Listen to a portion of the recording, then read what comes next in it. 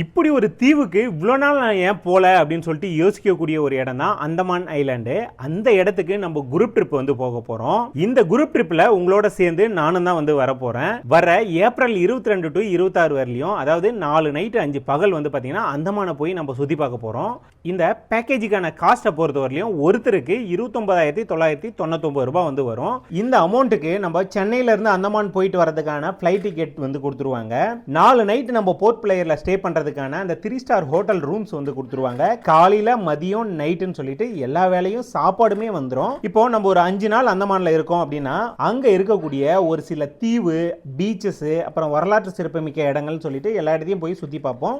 குறிப்பா சொல்லணும் அப்படின்னா Corbyn Cove beach, cellular jail, அங்கேயே நடக்கக்கூடிய அந்த light and show, Ross island, north bay island, Havelock ஐலாண்டுக்கு வந்து பிரைவேட் பெரியில வந்து அப் அண்ட் டவுன் டிக்கெட் வந்து கொடுத்துருவாங்க.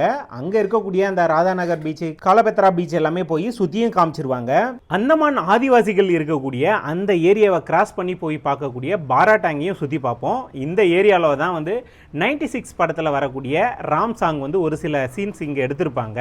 அந்தமான்ல இருக்கக்கூடிய பல இடங்களுக்கு நம்ம போய் சுத்தி பார்ப்போம். இந்த ட்ரிப்பை பொறுத்தவரையிலும் சென்னையில் இருக்கக்கூடிய டிராவல் லிங்க் ஹாலிடேஸோட சேர்ந்து நம்ம ட்ரிப் வித் விடிபியோட செகண்ட் குரூப் ட்ரிப் இது. நீங்க ரொம்ப நாள் அந்தமான் சுற்றுலா போகணுன்ற ஐடியாவில் இருந்தீங்க அப்படின்னா ஸ்கிரீன்ல இருக்கக்கூடிய அந்த நம்பருக்கு கால் பண்ணி அந்தமான் பேக்கேஜ் பத்தின டீட்டெயில் கேட்டுட்டு உடனே புக் பண்ணுங்க. எங்களோட சேர்ந்து நீங்களும் வந்து பாத்தீங்கன்னா அந்தமான சூப்பரா சுத்தி பார்க்கலாம்.